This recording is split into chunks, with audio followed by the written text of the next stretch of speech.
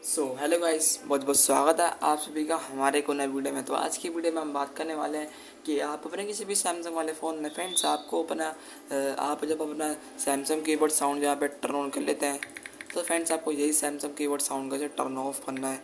तो guys video को शुरू करने से पहले अगर आप हमारे चैनल पर नए हैं तो वीडियो को लाइक एंड सब्सक्राइब जरूर कर लें। तो फ्रेंड्स आपको अपने सैमसंग वाले फ़ोन में सैमसंग कीबोर्ड साउंड को टर्न ऑफ करने के लिए सेटिंग्स ओपन कर लेना है।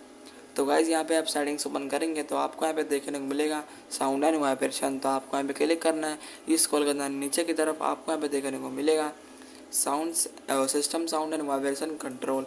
तो आपको यहाँ पे क्लिक कर देना है।